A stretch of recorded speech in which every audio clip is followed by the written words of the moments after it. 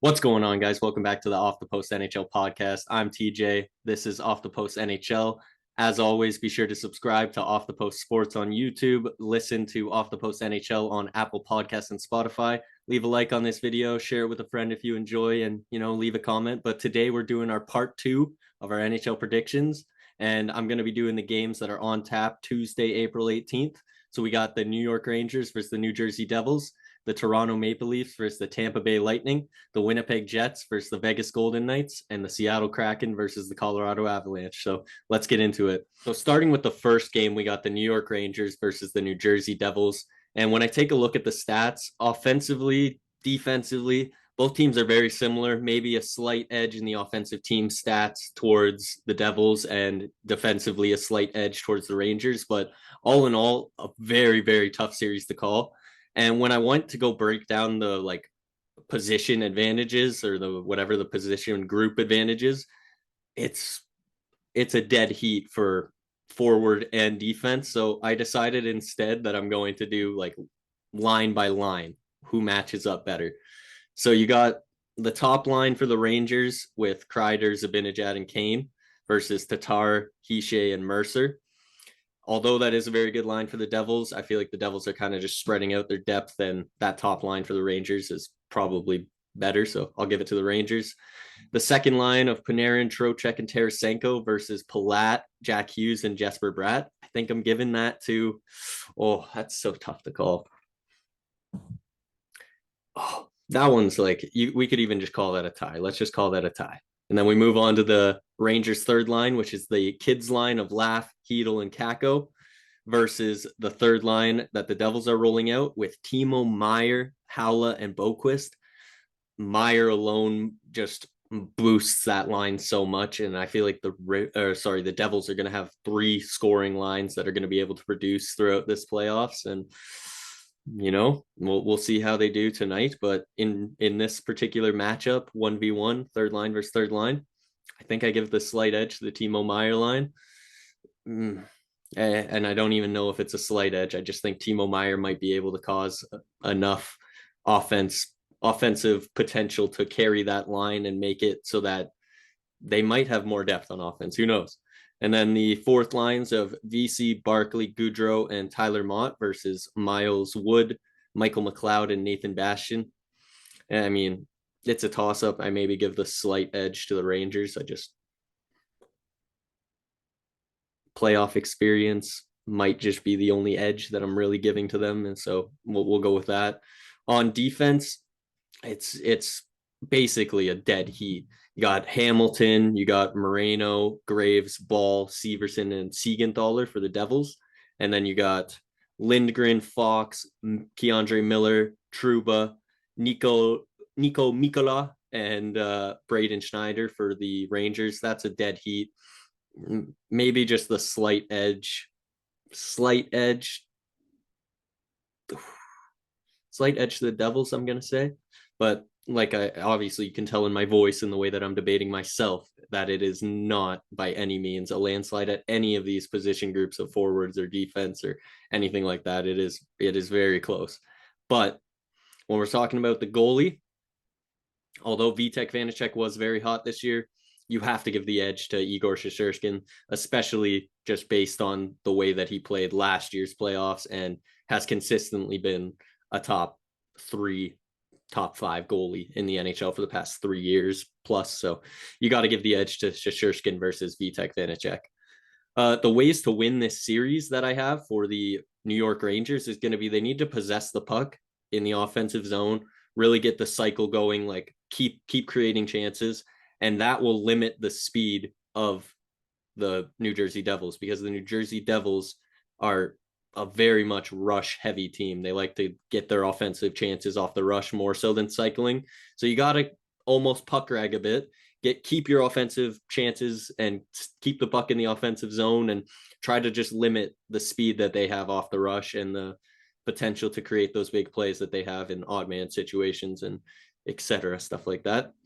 And for the New Jersey Devils, it's get your chances off the rush, like I mentioned, and you got to capitalize on those odd man breaks. You got to that's kind of been their bread and butter all season for the most part. From what I've seen, is they just like to really create their offense through, you know, through the rush or through odd man breaks or through, just kind of creating like more so into the offensive zone and just getting the puck on net versus, cycling, setting up. They're just not really that heavy. I could be wrong. I'm not a Devils fan. It's just the few games that I have watched, but and also, I said that they need to limit the turnovers and don't let the Rangers cycle game get going. So don't turn the puck over in your defensive zone over and over and just let the Rangers just keep switching lines and keeping the pressure all in your end. And then they go from Patrick Kane to Panarin to the kids line. Like you can't have that.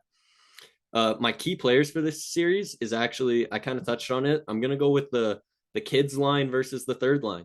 If Capo Caco or Alexi Lafreniere or Hedel step up and it makes the New York Rangers top nine just dominant from top to bottom, it would be such a good team. So I feel like they're going to be big time X factors, key players in the series is going to be that kids line, and it's going to be versus Timo Meyer's line. If Timo Meyer puts his line on the back, then look at that top nine. It goes both ways in terms of the third line. So whose third line can produce? And, this is all assuming that the top lines are going to keep producing the way that they are because of all the talent that they have. So that's kind of my key matchup. And my prediction for this series, I think I got the Rangers winning in 7, and it might just be because of the goalie. It might just be because I believe that Shesterkin can steal that one extra game that maybe Vitek Vanacek can't. But if you couldn't tell already, I called this series so close. So it's really like it shouldn't give you too much credence to think that I'm heavy Rangers, because I'm really not, even though I am the closet Rangers fan, as my co-host Mitchell likes to say. But I'm really not that sold. Looking at the game odds for this, so it's a plus 110 money line for the Rangers and a minus 130 money line for the Devils. On the road for the Rangers, plus 110. I feel like a pick'em is kind of not really the best spot to go, but you can kind of take that with what you will. And the odds makers actually have the Devils at minus 120 to win this series, and the Rangers at plus 100. So the Rangers are underdogs, but I took them in 7. So we'll see how my take ends up turning out. But that's what I got for this series and my little quick breakdown. I'm gonna move on now to the Toronto versus Tampa series, and it's just it pains me that I have to do this without my good buddy Mitchell. So shout out Mitchell, and I hope that the Leafs do well. He's taking a mental break to, just kind of group for the playoffs, group for another Tampa Bay Toronto matchup, and if they win this round, then it's going to be Toronto Boston most likely, which that can't be good for the mental psyche either. So we let these things go. We'll let him take his time. Everybody, thoughts and prayers, leave it in the comments. But let's break down this Toronto versus Tampa game with or without my boy. And I'm sure he will be on soon to give you his take on how this series is going or has gone. We'll see what time we can get him on here. But all right, let's break this down. So offensively, when I'm looking at the team stats, they're pretty similar teams as well. They both have excellent power plays, 2 of the top 3 power plays in the league. They're both in the top 10 in goals. Defensively, though, it's a landslide for the Maple Leafs. Not to say that the Lightning are like a particularly bad defensive team, but they're middle of the league in terms of defense. So, and the Leafs are a fringe top 10 team in terms of their defensive team stats. So I give the edge, obviously, in terms of team stats to the Leafs on defense, and it's a pretty 50-50 draw in terms of what the teams can produce on offense. But matchups by position, the Leafs, I think I got to give them the forward advantage. They got just a lot more depth throughout their lineup, which is obviously going to be key. But the top line for the Tampa Bay Lightning is without a doubt like a very, very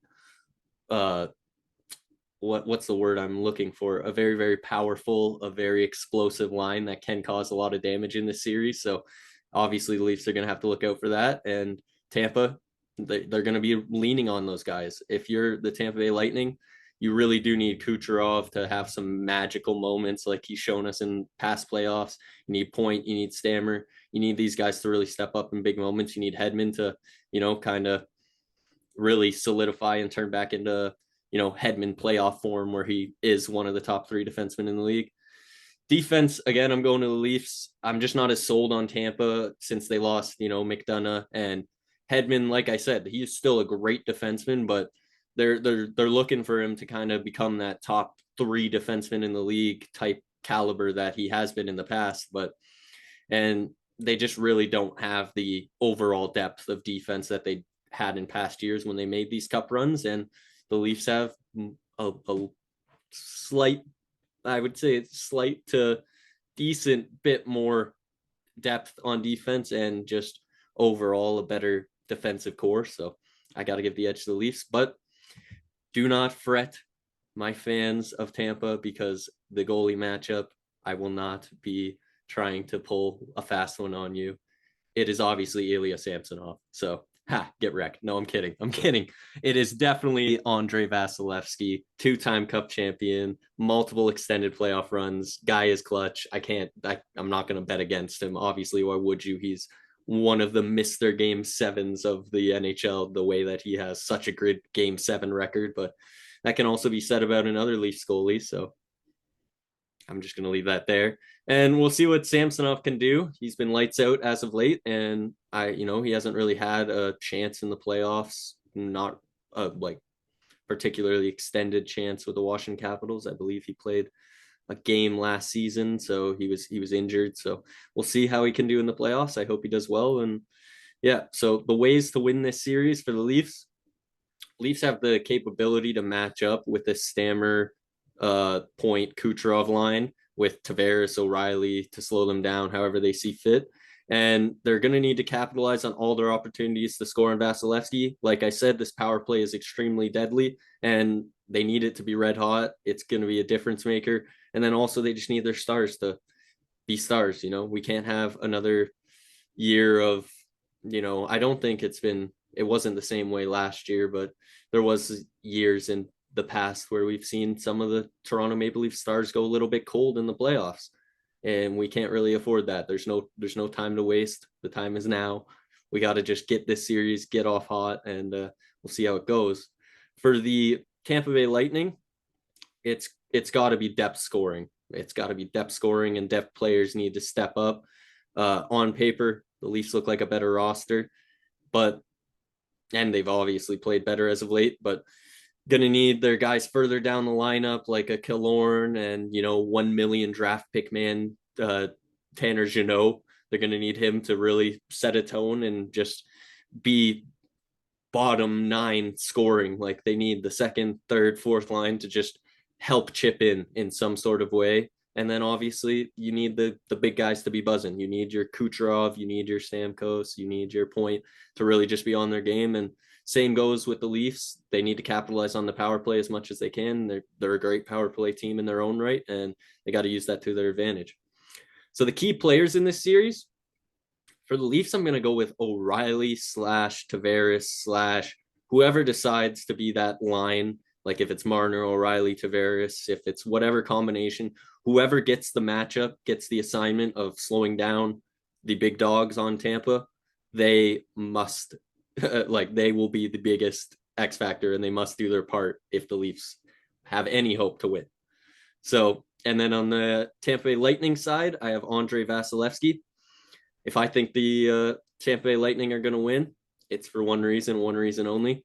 Andrei Vasilevsky is a dog, and he can steal multiple games in a series, and he just might do that here. So Vasilevsky is obviously your X factor and the guy that they need to look out for the most. And the guy that they're going to be leaning on more than even the top line is going to be Andrei Vasilevsky, without a doubt. My prediction, I got to go with the Leafs in 7. There it is. The Leafs are going to get over their first round, their big first round hurdle. They're going to get over the Game 7 hurdle. You're going to do it both in 1 year. Leafs fans are going to be going crazy. Second round, let's go. Let's throw a parade. That's my prediction, but I don't know. That's the Rangers in 7 and the Leafs in 7. That should show you my confidence level overall in both of these series, but I do think the Leafs are a better team, and I do think that this might be the year where they do get past the first round. So let's see how that goes. And moving on to the Vegas Golden Knights versus the Winnipeg Jets.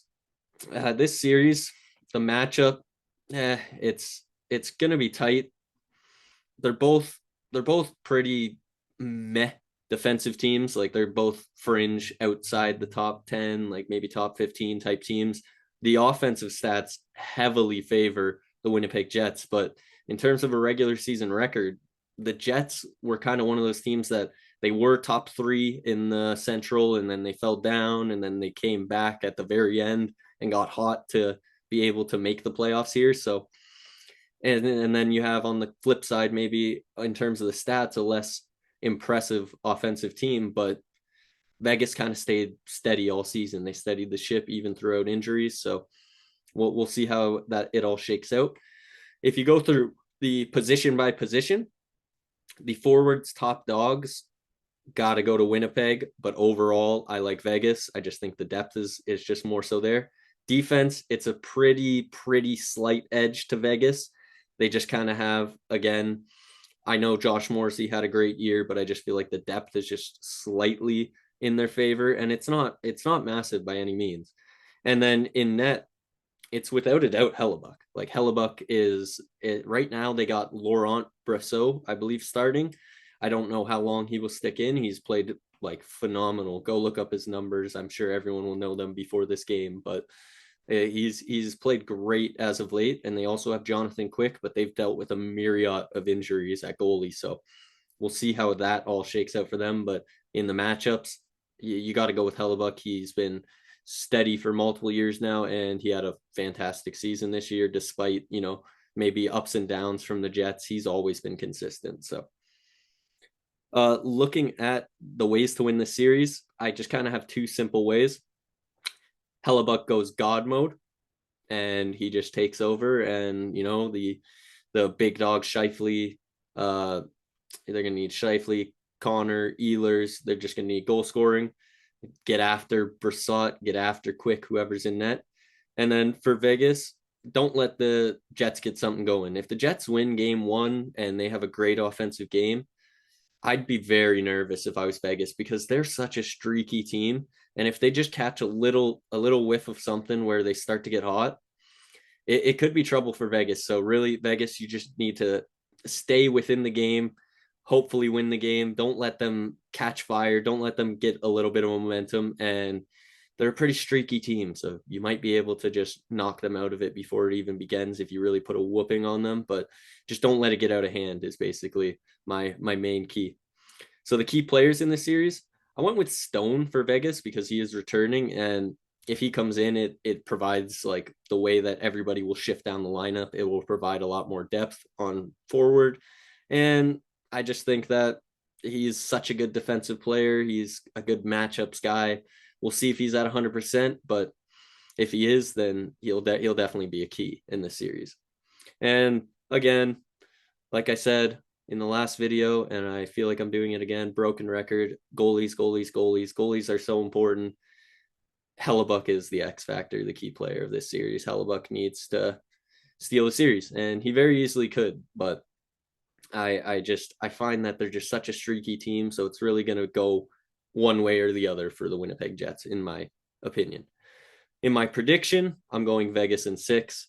I think maybe the Jets steal a game or two off of Hellebuck, but in the end, it's going to be Vegas just taking care of business and showing why they were the number 1 seed in the entire Western Conference, right?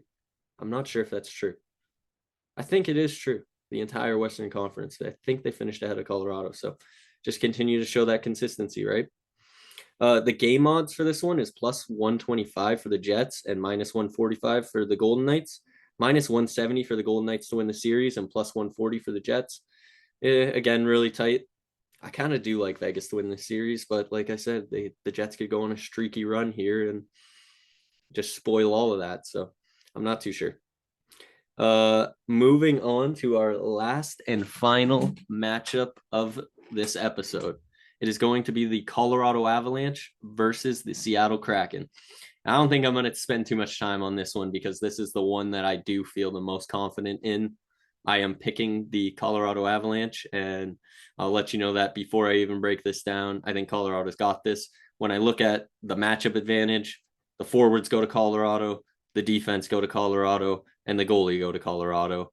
They got the more experienced team. Obviously, they've won a Stanley Cup. They have a lot of veterans. And when you look at the goaltender matchup, it's Grubauer, who do you give an advantage to a goalie who used to play on a team in terms of he knows how these guys or what shots they're looking for, how they're trying to attack, or do you give the advantage to the players who got to shoot on him in practice and they know where he doesn't like to get shot on, etc., stuff like that?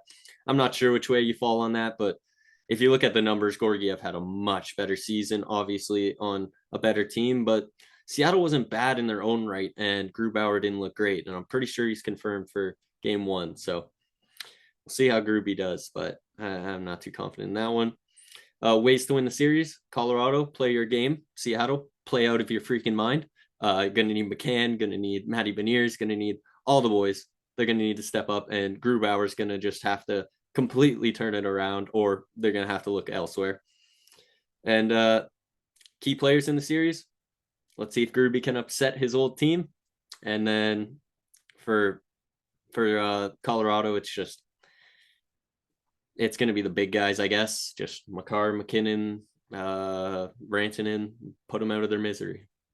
And prediction, I got it 5 games for Colorado, the defending Stanley Cup champions. We'll be moving on to round 2.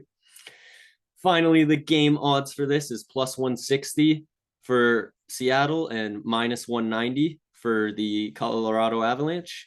And it's minus 300 Colorado to win the series and plus 235. So I think minus 300 might be the second biggest spread to win the series behind Boston, I believe. I believe Boston might have been a heavier favorite, but besides that, Colorado is the second heaviest favorite. And I picked both those series to go 5. So you can see that I kind of agree in that sense. But that's all I got for today's video. This has been Off the Post NHL. Like I said at the beginning of the video, and I'll say it again, share it with a friend, like the video, subscribe, leave a comment. You can find us on Apple Podcasts, Spotify, and of course here on YouTube at Off the Post Sports. I'm TJ. This has been my playoff predictions for round 1. Let's see how I do. Let's keep it going. And if you've made it this far, I appreciate you. Hope you have a good night. Peace.